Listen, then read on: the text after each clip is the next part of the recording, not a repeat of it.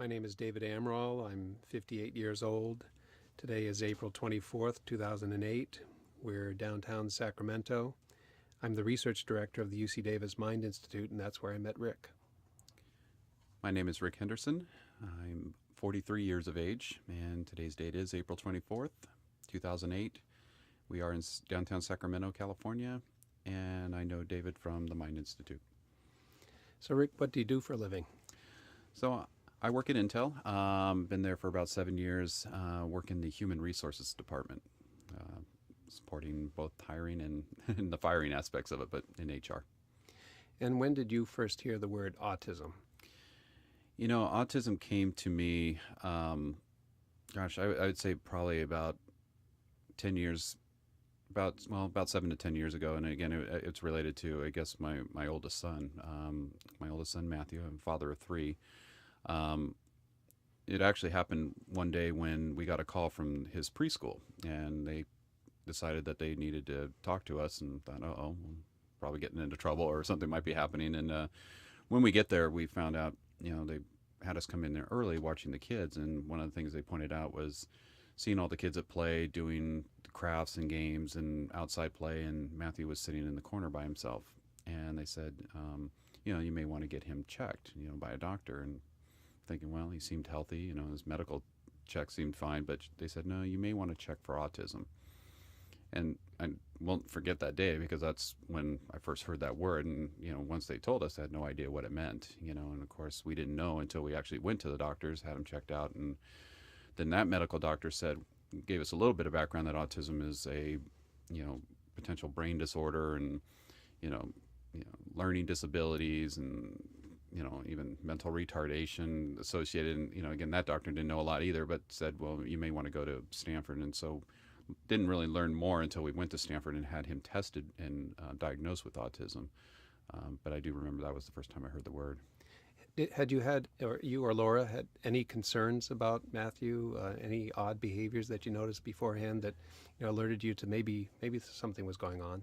We found, when he first learned to sit up, one of the things that he did constantly was he would rock a lot, and he would headbang. And it seemed he was very comforted by being against a wall and banging his head. And that we just really got concerned about that just from a physical standpoint. We were afraid that he was, doing brain damage, or he was going to get a concussion, or, hurt himself. So we did take precautions to, we put a foam pad in his room so he could, a very thick foam pad to protect him while he went to bed. But we just thought of it more as a physical problem that, he was doing as a comforting thing. We had no idea, and later found out that the rocking motion was a classic, quote unquote, classic sign of autism. So. And since you weren't familiar with the word autism, I guess there wasn't anything in your family history, any kind of other disorders? No, my niece ended up has ADHD, and again, but didn't really think about any connection with that, and never heard anything about autism before that, and really didn't think of anything else. Both our family histories otherwise have been, there really wasn't anything related to any brain or learning disorders in the past. Mm-hmm. And your second son, Jason, was he on the way when you received this diagnosis? He was, and the doctors, when, of course, Laura was pregnant, probably about 9 months pregnant at the time, so she was very close to having, giving birth to Jason. All our sons are 2 years and 4 months apart, all three of them. And it was concerning, because the doctor said, well, you should know that there is a much greater chance that the sibling, especially if he's going to be male, which we knew at the time he was, could have autism, and could come down with autism. And so we were very nervous about that being a possibility. And again, was there anything different about the onset of Jason's autism compared to Matthew? Completely different. We were starting to look for the classic symptoms that they were telling us. We were looking for the rocking. We were looking for the lining up of toys or bottles or eye contact. And we didn't see any of that with Jason at the beginning. I mean, Jason was talking. He was eye contact. In fact, we have a videotape of him, about 18 months old, where he's looking at us and singing patty cake to me and playing patty cake. And saying hello, Daddy, every morning, and doing just fine. And was shortly after that video where all of a sudden he stopped talking. He just disappeared. He went away. It was the strangest thing. And because we knew a little bit about autism at that point, we were just like, uh-oh. And, it was heartbreaking. It was hard to see that all of a sudden this little boy being there, and then he just goes away. So at that point, we, again, got him diagnosed, and, sure enough, he was diagnosed autism. He's the most severe in our spectrum to this day right now.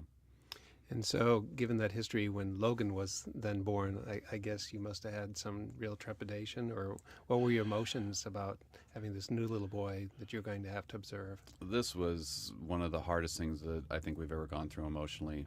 First, Logan was kind of a oops baby, and we love Logan dearly and glad he's in this world, but we weren't planning for a third child. And the fact that he was, Laura did get pregnant and found out about it, and then all of a sudden, here again, we find out he's going to be a boy.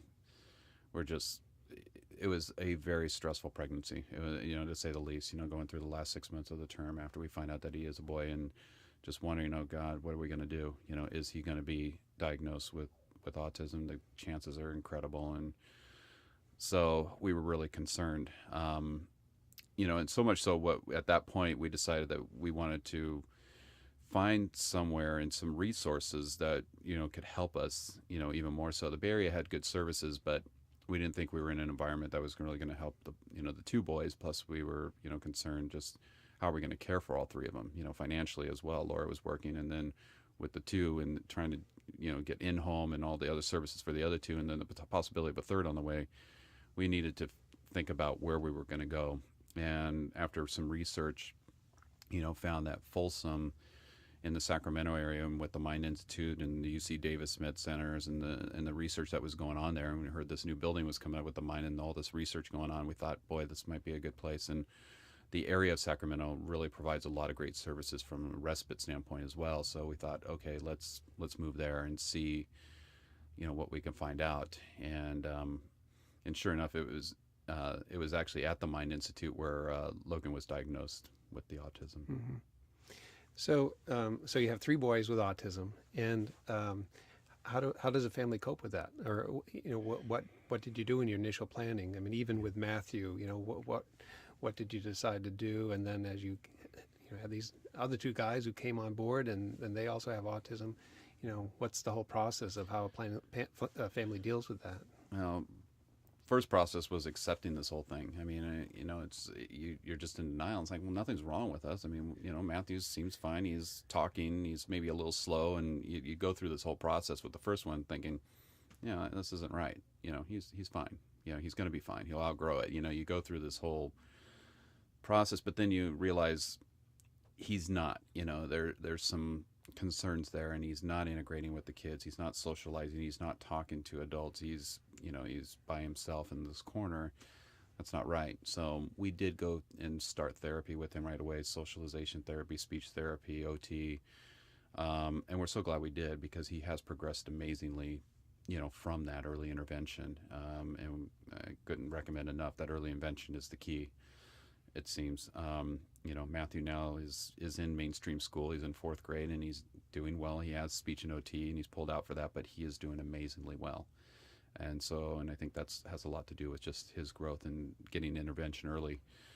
But what we did with Jason is, again with Jason, it was a whole diagnosis different. He was much more severe, very limited speech. He doesn't talk a lot at all. And if you see the classic Rain Man movie, you would think he's the junior version of Rain Man. That's what you see. But he's a happy, cute little boy, and he does a lot of wonderful things. But again, we needed to get intervention, and so for him, we started an in-home program once we moved to Sacramento and Folsom area. Did some real intensive ABA therapy to get him to the PECS system, and just some other therapies to really just get him some of the basic early intervention skills. And of course, he's now in a special ed school.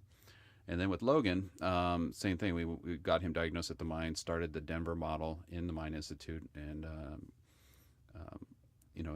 wonderful Dr. Sally Rogers started working with him in a sibling study and trying to get him to intervention. Then we, of course, started the in-home with him as well. He didn't take to the in-home as well, though. It was really interesting. The ABA system didn't work well, so the Denver model worked well, and just more generalization.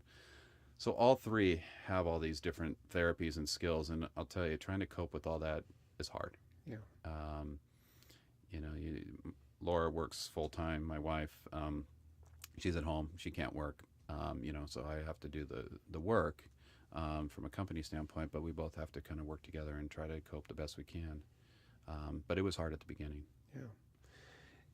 You know, there's lots of controversy about what causes autism. At the Mind Institute, we're trying to figure that out. We don't know yet. But do you have an opinion?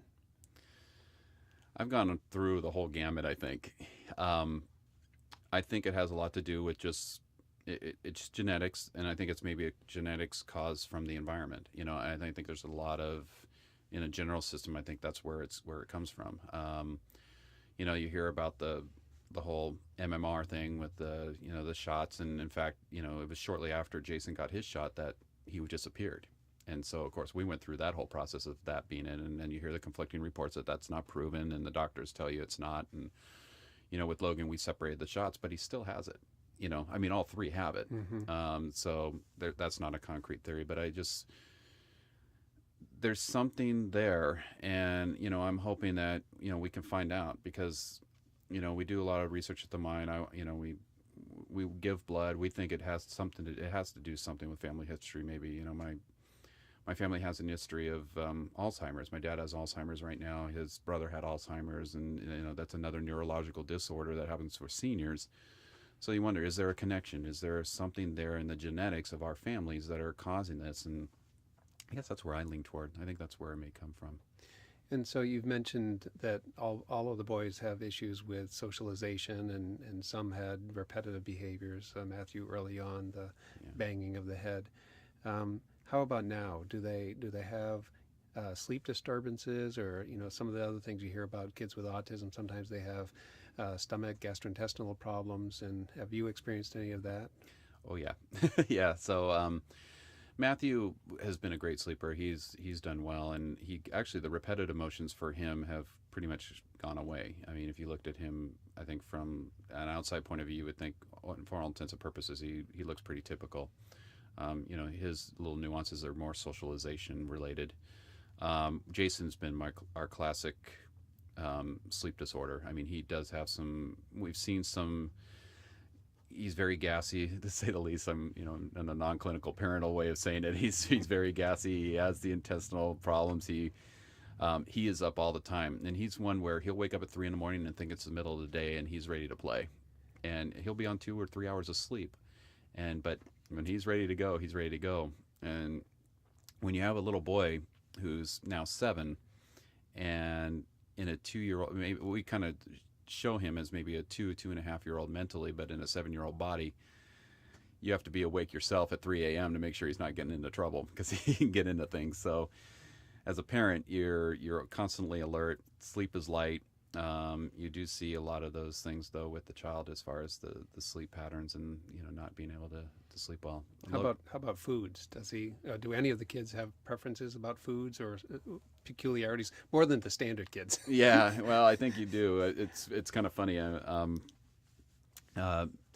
Again, Matthew's very picky. You have one child that will eat. Very limited. He's not. Lunches are very creative, because it's going to be crackers and peanut butter for Matthew, and fruit snacks, and not much else that you can try to get into him. Jason's even worse. I mean, the teacher said to me the other day, she said, I'd really like to see if there is a non-brown, non-crunchy food that he will eat. Jason is regimented on Cheerios. He's regimented on crackers. His nutrition actually comes from Pediasure and milk, because he will not eat almost anything else. I mean, he will eat mac and cheese, and he'll eat taco meat for whatever reason, but other than that, I can literally count what the variety of foods outside of crackers are on one hand. Logan, on the other hand, I think the funny story with Logan is his eating is the best. I mean, he's the one that'll sit down at breakfast and have 3 different kinds of cereals, add bananas, and throw in some pancakes and mix it all in and go to town. But And that's what's so interesting about autism is the kids are so different, and trying to just say, oh, we just need to treat them this way.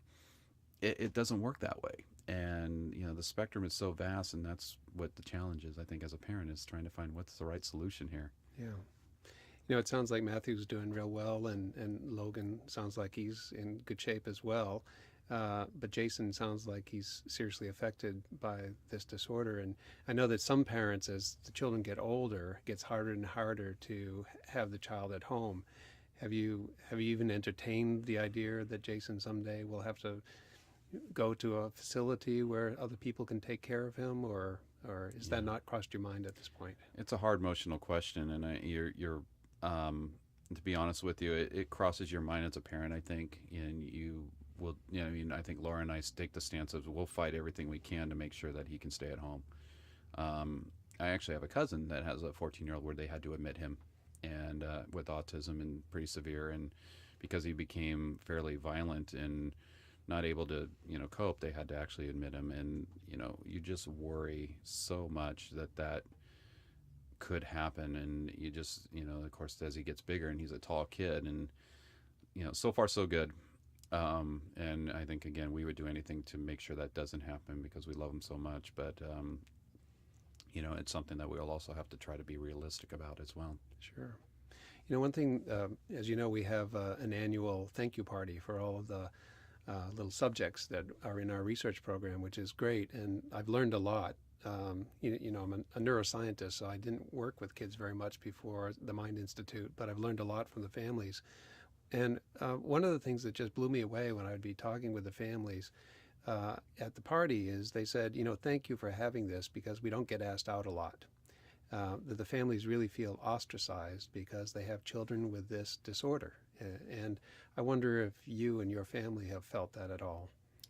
We feel like we're kind of in our own little world, and you're right, and we're one of those families that do thank it because we don't have Christmas parties like people do. I mean, we don't have birthday parties. Jason's birthday party is we invite everybody to a barbecue for the family, but he doesn't have friends.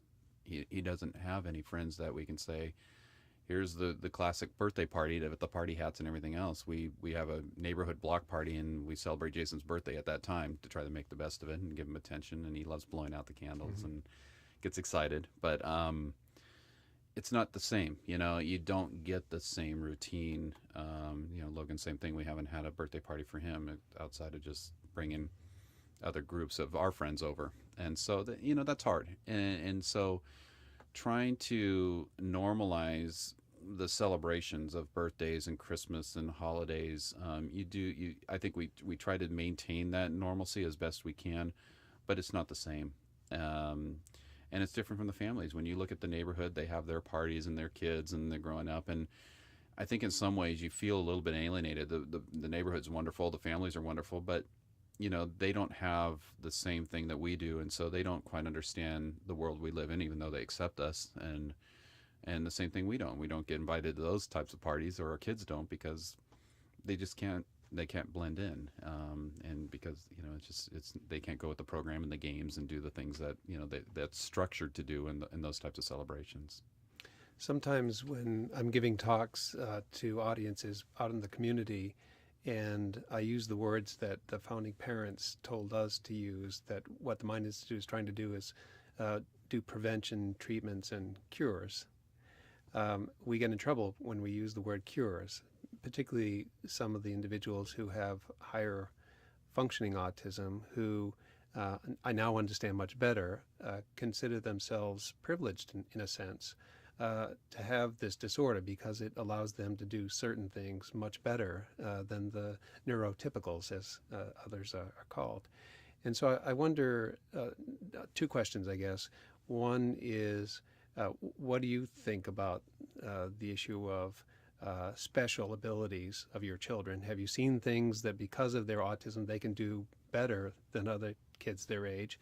And then secondly, if you could wave a magic wand and you could cure their illness, would you do it?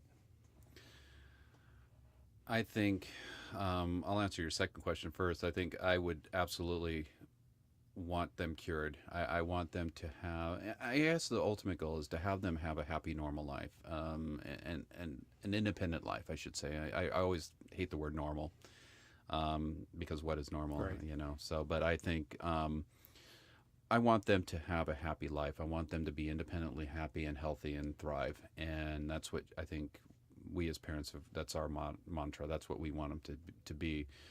And I think the best chance for that is to find a cure, is to be able to, give them the best opportunity and see what we can do. That's why we're so passionate about the research. That's why we're passionate about, you know, going through the research programs and testing and blood testing and scans and brain scans and finding out what it is and doing all these, in-home programs to find out that cure and get it so they can be healthy, and independent. That's the key.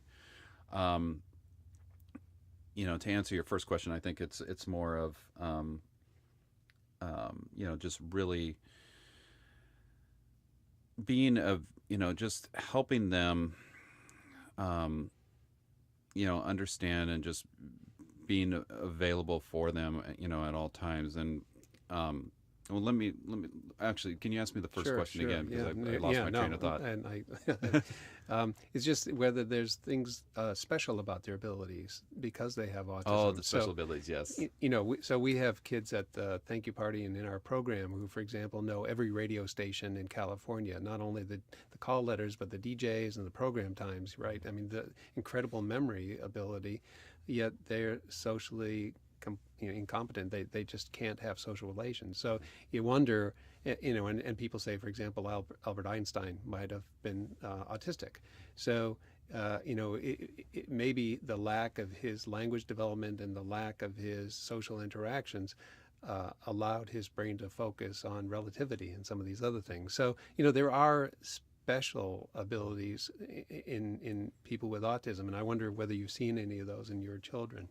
It's interesting because you hear about, boy, I wonder if one part of the brain's overacting, because the other part's underacting, what's going on there. But yeah, you see, again, Jason being the most severe, I think that brings out the most special ability with him. He's funny because he doesn't ask for things. I mean, he can't independently ask for milk or Cheerios or anything like that, really, without a lot of struggle. And it's amazing though, but you can have him watch a videotape, a movie, and you can read a story. And I've read Dr. Seuss, for example, I don't know how many times, but I couldn't memorize the book.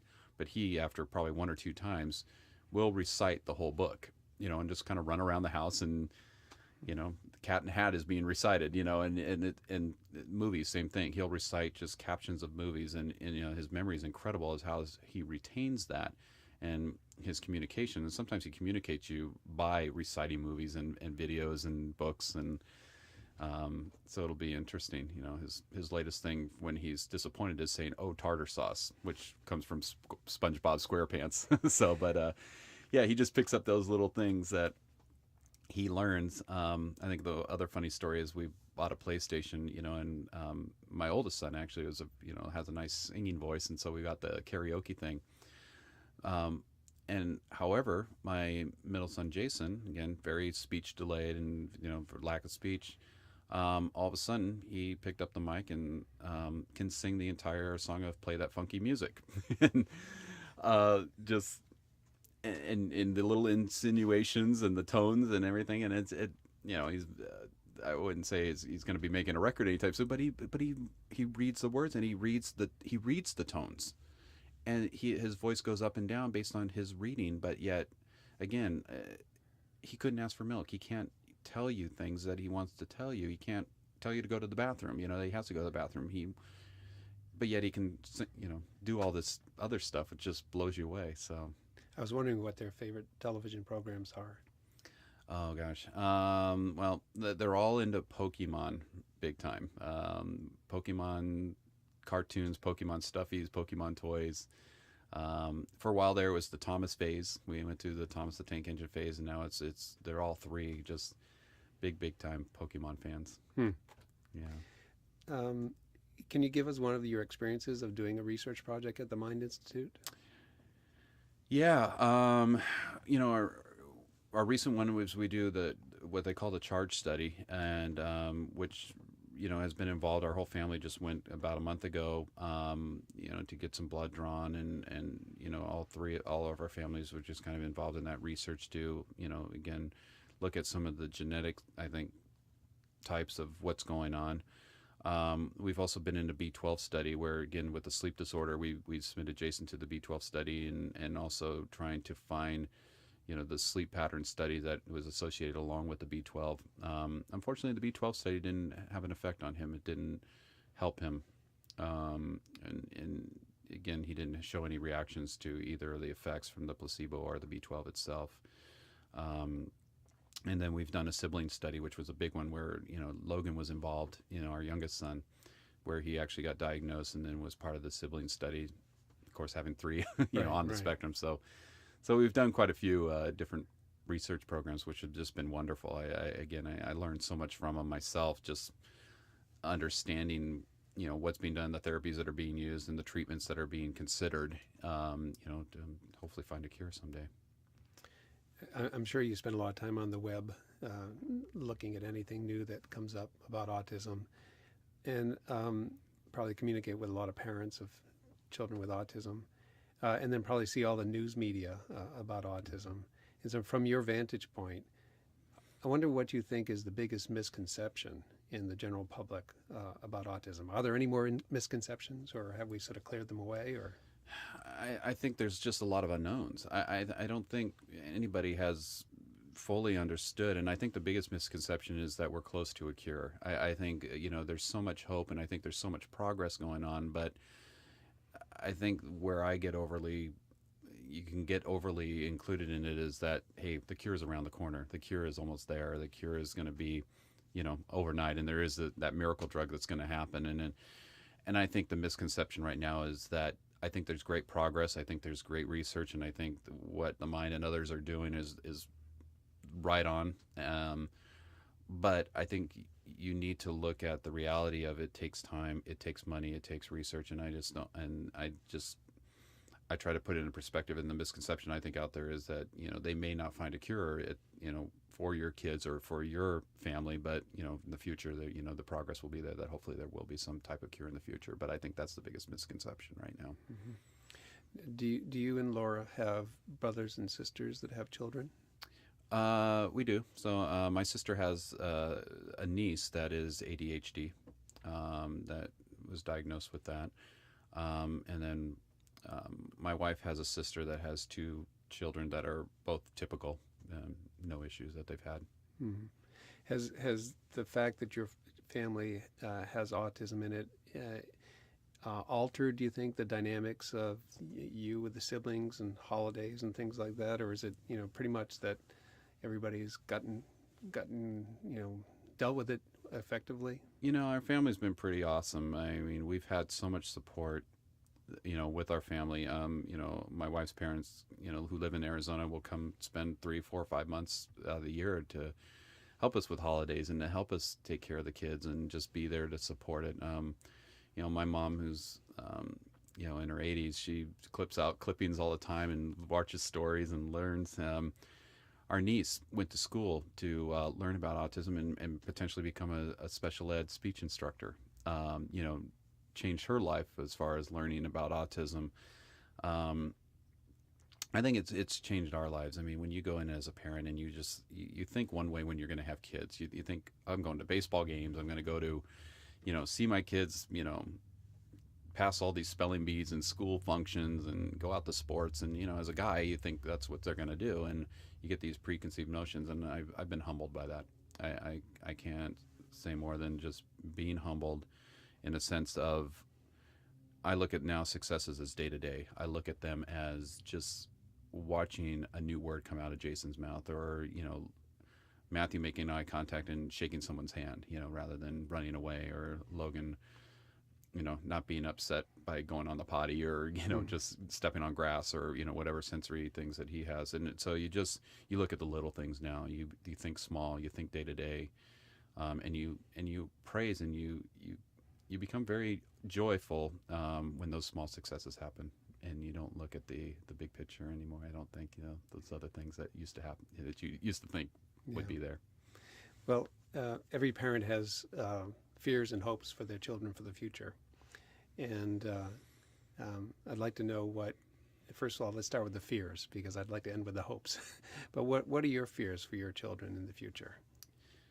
You know, my fear for, I think, them is one, safety. I want them to be safe. I want them to be able to thrive. You know, children with autism, I think, don't know right from wrong. They don't know, um, you know, if a stranger comes up to you. I mean, Jason will go up to anybody and just laugh and hold their hand or hug them, and you know, they don't know the safety boundaries. They, you know, autistic boundaries are not the same as people boundaries, and the intuitiveness of that is not there. So safety is our biggest fear. You know, Jason got out one day and disappeared. I mean, he opened the locks, and our house is now Fort Knox with alarms and locks and systems. And but when he got out one day, it was the worst day of my life. I mean, Laura and I it was such a mess and emotionally distraught because we couldn't find him for 20 minutes. Thank God he was found around the corner. One of our neighborhoods found him and called the police, and we got him a bracelet that shows his name, and so we were able to contact him, and thank God he was safe. But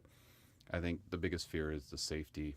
Behind that, I think, is again just wanting them to thrive and be happy and help, and hopefully, you know, not grow into other things that might be worse, like seizures or violent tendencies or things that they can't control, and then we have to take other steps, and that's very fearful. Mm-hmm. And your hopes? I mean, where would you like to see your kids 20 years from now? Well, I would love them to just be happy, and be independently happy, and just leading a life that they're happy with. Now, if Jason, for example, lives with us for the rest of his life and our lives, hey, that's great. You know, we'll be okay and we'll be happy. But we want him to be as independently happy and lead you know, a life that doesn't have to lead to frustrations. These kids work so hard. They've had to work harder. They started school. They started therapies at 3 years of age, 8 hours a day. And so, you know, any kid that goes through that's a lot. And so you want to just have them have a normal, again, I use the word normal and I want to avoid that, but a typical life where they can just be happy and enjoy the balance of work and life, and just enjoy relationships and enjoy people and enjoy the experience of what's out in this world. And that's our hope for the kids, is just being that happy, thriving adult in 20 years from now. Thanks, Rick. Enjoyed talking to you. You too.